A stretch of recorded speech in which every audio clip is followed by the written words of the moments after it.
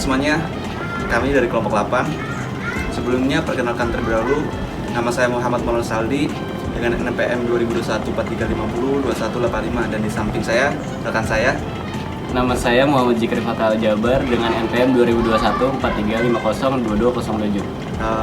Di sini kami akan melakukan sesi wawancara kepada narasumber kami, yaitu dengan nama Haji Muhammad Yusuf, yaitu seorang pengusaha di bidang wedding organizer, dan dia juga berprofesi sebagai anggota TNI Angkatan Laut. Mungkin langsung saja ke video selanjutnya. Lanjut, kita ke narasumber.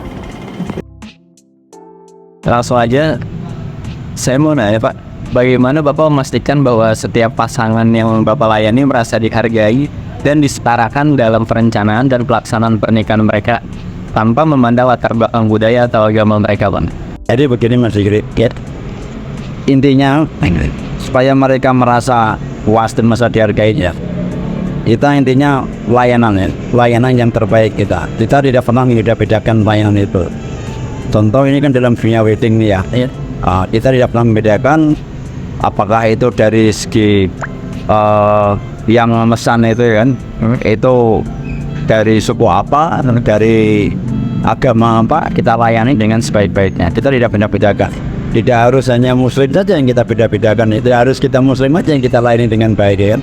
Non-muslim maupun dari yang lainnya, dari agama Kristen, Nasrani, Hindu dan lain-lain, mungkin kalau Hindu ada ya kita layani dia sebaik.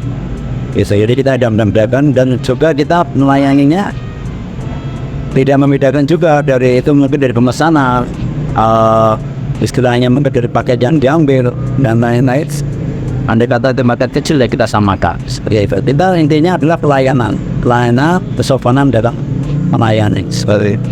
Baik, untuk selanjutnya, apa sih Pak langkah-langkah konkret yang Bapak ambil untuk memastikan bahwa tim Bapak ini memiliki pemahaman yang cukup tentang berbagai tradisi pernikahan dari berbagai budaya, sehingga pernikahan dapat berjalan dengan lancar dan bermakna?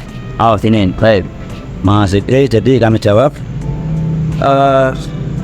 untuk mengambil langkah-langkah itu kami sering di hari-hari biasa kan, di luar wedding kita sering mengadakan brief atau briefing, kita ngasih pemahaman kepada anak-anak, kepada karyawan semuanya ya, di sela-sela ada waktu, tentang ya intinya tentang berjalannya perusahaan ini atau usaha ini ya, tentang pelayanan, tentang sopan santun, tentang tata krama. Jadi supaya biar semuanya nyaman, biar bisa berjalan dengan baik semuanya. Seperti itu. Oke.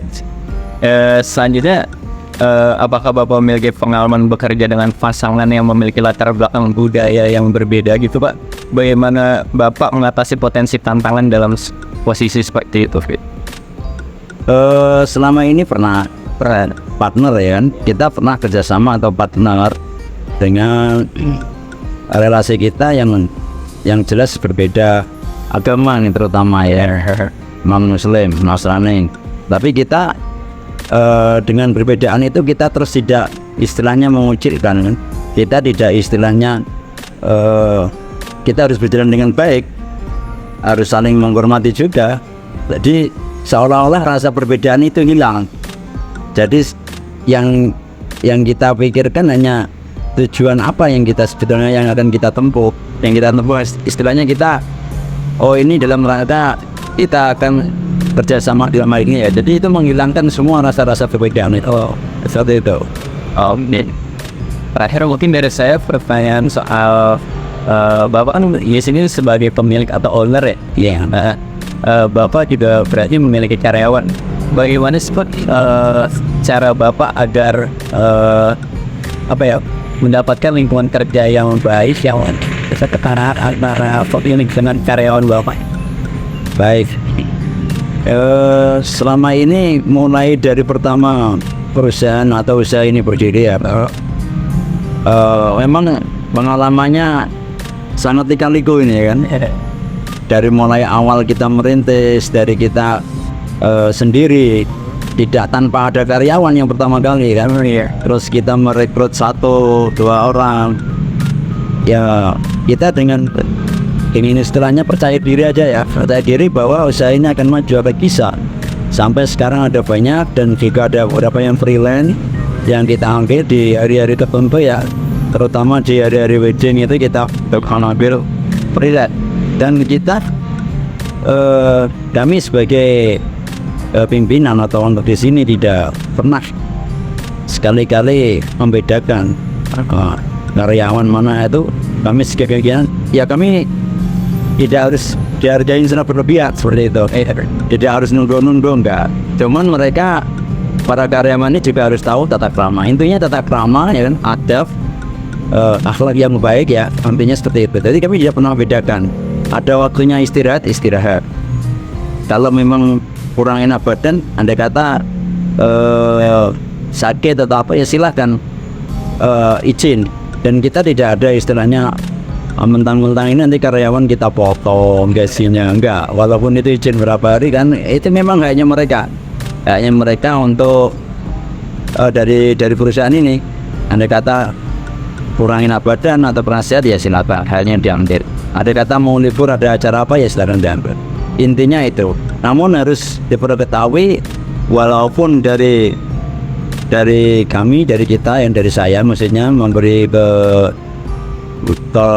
keterbukaan, keleluasan masalah antara karyawan dengan ini. Namun mungkin karyawan juga harus perlu bisa membedakan antara menjaga jarak, seperti itu aja. Yang intinya adalah ke tata krama dan sopan santun. Baik, saya kira itu Mas Zikri ya. Terima kasih Pak. Ya, selanjutnya mungkin ada tambahan dari Mas Aldi. Gini Pak, sebelumnya perkenalkan dulu Pak, nama saya Saldi. Ya Mas Aldi, baik. Mungkin ini pertanyaannya menyangkut paut di luar dari usaha Bapak. Ya, ini menyangkut paut dengan profesi Bapak sebagai TNI Angkatan Laut. Ya, Pak. Pertanyaan pertama nih Pak, bagaimana sih Pak pelatihan dan pendidikan di TNI Angkatan Laut mendukung pemahaman yang lebih baik tentang kemajemukan sosial budaya di Indonesia? ya. Baik Mas Aldi, ya saya jawab ya.